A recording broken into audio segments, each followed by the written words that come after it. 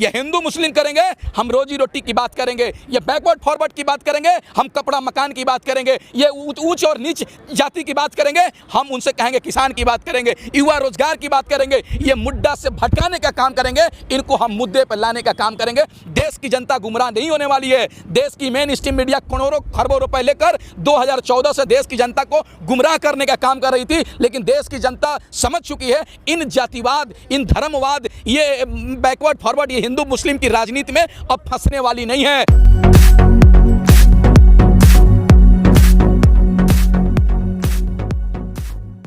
और उत्तर प्रदेश की जनता को आंख में धूल झोंकने का काम किया है और चुनाव में लोगों को लुभाने का काम किया है। ये सरकार चाह रही है कि जातिवाद कार्ड खेले, हिंदू मुस्लिम बैकवर्ड फॉरवर्ड के नाम पर कार्ड खेले, लेकिन उत्तर प्रदेश की जनता 4.5 वर्ष से इनकी राजनीति शासनकाल को देख लिया है और देश की जनता ने 7 वर्ष से इनके शासनकाल को देख लिया है। इन बहकावे में ये सरकार नहीं आने वाली है, इन बहकावे में देश की जनता और उत्तर प्रदेश की जनता नहीं आने वाली है। देश की जनता और उत्तर प्रदेश की जनता रोजी रोटी, कपड़ा मकान, स्वास्थ्य, शिक्षा, बिजली, पानी और किसानों की मांग को लेकर वोट करेगी। जो सरकार देश के आम नागरिकों के बारे में सोचेगा, जो सरकार युवाओं के रोजगार के बारे में सोचेगा, किसानों के बारे में सोचेगा, महंगाई कम करने की बात करेगा, देश की जनता उनको वोट देने का काम करेगी। उत्तर प्रदेश की जनता उनको वोट देने का काम करेगी। अशोक जी, हमारे देश में पिछले कई 1 साल से महामारी चली हुई है कोरोना की। लाश तैरती मिली है गंगा में, लोगों को बेड नहीं मिले, अस्पताल में दवाई नहीं मिली, इंजेक्शन नहीं मिले, उसके बावजूद विकास के मुद्दे भटक गए हैं। हिंदू मुस्लिम का मुद्दा फिर से लाया जा रहा है यूपी चुनाव को लेकर। क्या ये बड़ा मुद्दा है हिंदू मुस्लिम का हमारे देश में? देखिए, एक बात बताइए, ये सरकार तो फेलियर रही है। 7 वर्ष से हमारे प्रधानमंत्री मोदी जी फेलियर रहे हैं और उत्तर प्रदेश के मुख्यमंत्री 4.5 वर्ष में फेलियर साबित हुए हैं। तो ये सरकार क्या चाह रही है कि हिंदू मुस्लिम के नाम पर, गाय गोबर के नाम पे लोगों को भटका दे। तो एक बात सुन लीजिए पत्रकार महोदय, ये हिंदू मुस्लिम करेंगे, हम रोजी रोटी की बात करेंगे, ये बैकवर्ड फॉरवर्ड की बात करेंगे, हम कपड़ा मकान की बात करेंगे, ये ऊंच और नीच जाति की बात करेंगे, हम उनसे कहेंगे किसान की बात करेंगे, युवा रोजगार की बात करेंगे, ये मुद्दा से भटकाने का काम करेंगे, इनको हम मुद्दे पर लाने का काम करेंगे। देश की जनता गुमराह नहीं होने वाली है। देश की मेन स्ट्रीम मीडिया करोड़ों खरबों रुपए लेकर 2014 से देश की जनता को गुमराह करने का काम कर रही थी, लेकिन देश की जनता समझ चुकी है इन जातिवाद, इन धर्मवाद, ये बैकवर्ड फॉरवर्ड, ये हिंदू मुस्लिम की राजनीति में अब फंसने वाली नहीं है। चाहे इधर से आए या इधर से आए, देश की जनता, उत्तर प्रदेश की जनता सीधे विकास के नाम पर वोट देने का काम करेगी, किसी के बहकावे में नहीं आने वाली है। किसानों को कितना असर पड़ेगा यूपी चुनाव में? बिल्कुल, किसान आंदोलन भारतीय जनता पार्टी के लिए कब्र है। जिस तरीके से किसानों ने बंगाल में जाकर कब्र खोदा, उसमें भारतीय जनता पार्टी को दफनाने का काम किया है। अगर इसी तरीके से किसान आंदोलन जारी रहा तो उत्तर प्रदेश के बॉर्डर का किसान उत्तर प्रदेश के तमाम जिलों में जाएगा, पंजाब के तमाम जिलों में जाने का काम करेगा, उत्तराखंड, गोवा के तमाम जिलों में जाने का काम करेगा और भारतीय जनता पार्टी के खिलाफ प्रचार करने का काम करेगा और भारतीय जनता पार्टी के खिलाफ वोट देने का प्रचार करेगा और जनता से कहेगा, सोना दिया सोनार को पायल बना दिया, लोहा दिया लोहार को हथौड़ा बना दिया, वोट दिया मोदी जी को हाथ में कटोरा थमा दिया। यही तो चुनाव में जाकर कहेंगे कि हम 7 महीने से सड़क पर संघर्ष कर रहे हैं, लेकिन हमको सुनने को कोई तैयार नहीं है। देश का युवा लगातार मोदी जी से कह रहा है रोजी दो, नौकरी दो, नौकरी दो, लेकिन ये सरकार सुनने को तैयार नहीं है। देश की महिलाएं कह रही हैं कि हमारी अजमत को लूटा जा रहा है,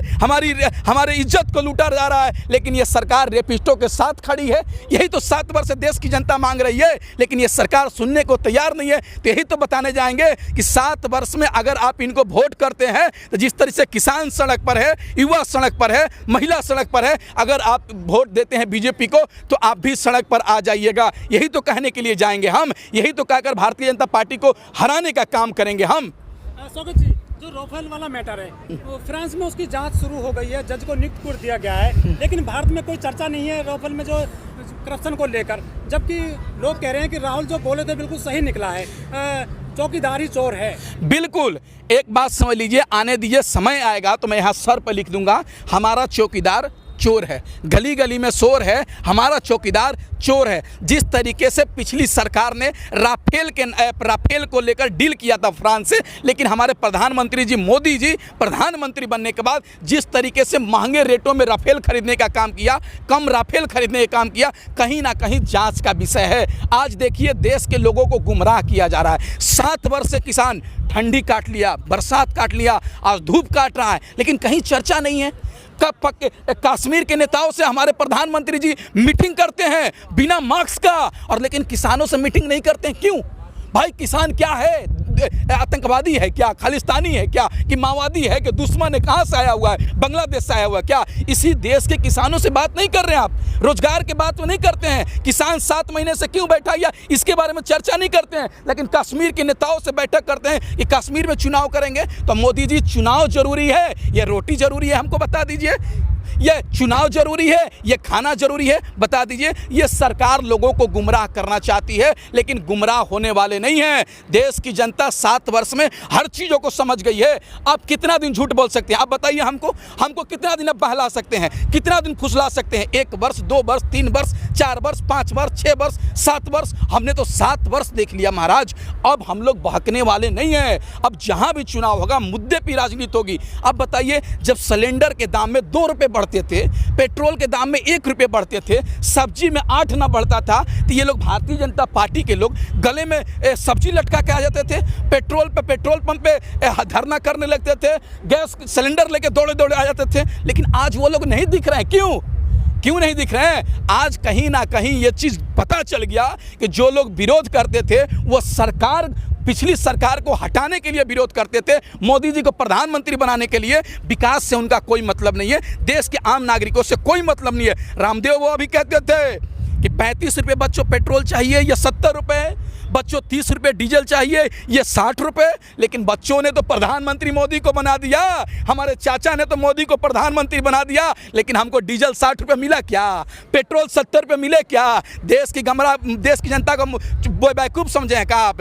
देश की जनता समझ गई है, इस बात को मान लीजिए आप। देश की जनता मूर्ख बनने वाला नहीं है। मोदी जी के बाप के ही देश ना है कि जौन मर्जी तौन करिहन, किसान के रोड पर ला देबा, युवा के सड़क पर ला देबा, कहा तो देनी। देश की जनता गुमराह होने वाली नहीं है। अब ये सरकार को उखाड़ फेंक दिया जाएगा, संसद भी किसान जाएगा। जिस तरीके से किसान और देश की जनता जागरूक हो चुकी है, अब इनके गुमराह होने वाली नहीं है। शौकत जी, राहुल गांधी ने एक ट्वीट किया है, उसमें एक फोटो लगाई है चोर की दाढ़ी में तिनका, कि किस तरफ इशारा करता है ये राफेल डील को लेकर? बिल्कुल, आप जब राफेल हमारे देश में आया था तब से हम लोगों ने चर्चा कर रहा कि ये जांच का विषय है, इस पर जांच होना चाहिए। और ये देश के राहुल गांधी ने भी कह दिया, तमाम लोगों ने भी कहा कि ये घोटाला हुआ है, इसको जांच करने की विषय है, जांच किया जाए।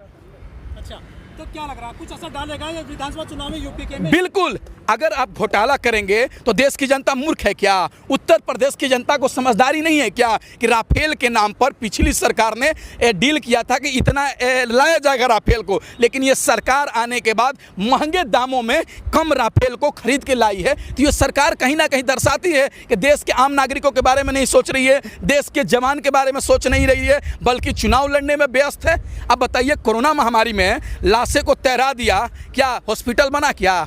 जो लोग ऑक्सीजन के अभाव में मर गए, दवा के अभाव में मर गए, वेंटिलेटर के अभाव में मर गए, उनको गंगा नदी में बिना अंतिम संस्कार किए फेंक दिया। क्या तीसरी देश में लहर आ जाएगी कोरोना तो कहाँ भर्ती कराओगे? तुमने नया हॉस्पिटल बनाने का काम किया, नया वेंटिलेटर बनाने का काम किया, नया ऑक्सीजन प्लांट बनाने का काम किया? नहीं, कोरोना खत्म, चुनाव मस्त है, मोदी जी चुनाव में मस्त।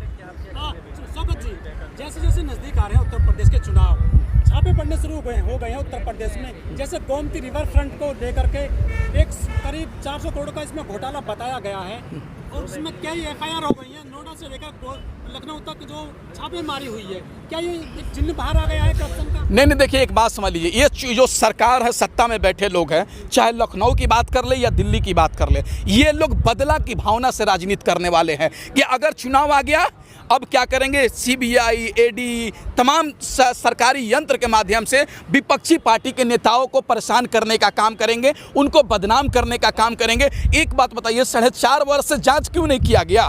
आज चुनाव के समय है तो आज जांच किया गया। आज कौन सा नशा पीते हैं योगी जी?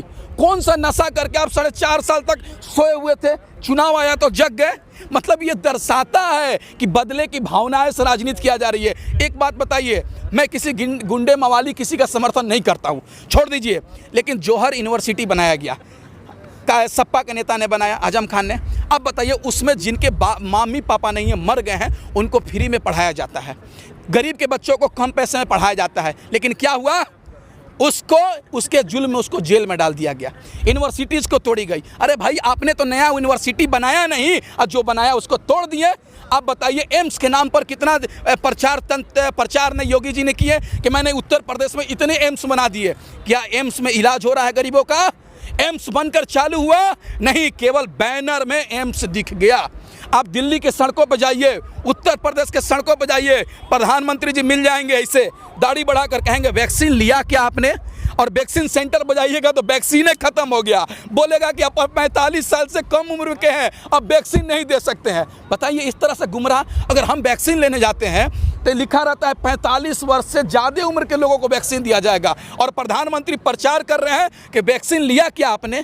अरे भाई तुम तो वैक्सीन दे नहीं रहे हो, केवल प्रचार कर रहे हो। ये सिद्ध हो चुका है कि ये सरकार केवल प्रचार तंत्र पर टिकी हुई है, बैनर पर टिकी हुई है, टीवी पे टिकी हुई है, जमीन पर यह सरकार नहीं है। दुर्भाग्य तो तब हो गया जब सुप्रीम कोर्ट ने कहा कि कोरोना महामारी से मरने वाले हर व्यक्ति के परिजन को 4 लाख रुपया मुआवजा दिया जाएगा, लेकिन हमारे प्रधानमंत्री और भारतीय जनता पार्टी के नेता नरेंद्र मोदी जी 187 पेज का PIL दायर करते हैं और कहते हैं कि जो लोग कोरोना महामारी से मरे हैं उनको 4 लाख रुपए नहीं मिलेगा। बताइए, करोड़ों रुपए खर्च है प्रचार करने के लिए, लेकिन गरीबों को देने के लिए नहीं है। करोड़ों अरब खर्च है बैनर लगाने के लिए, टीवी में प्रचार करने के लिए, लेकिन देश के किसानों के लिए देने के लिए नहीं है, गरीबों को देने के लिए नहीं है। ये सरकार समझ में आती है कि ये सरकार किसान विरोधी है, युवा विरोधी है, देश के आम नागरिक विरोधी है। जो सरकार देश के आम नागरिकों के बारे में काम नहीं करेगी, वो सरकार हमारे देश में, हमारे राज्य में शासन नहीं करेगी। ये सरकार को हम भगाना चाहेंगे, वोट नहीं देंगे।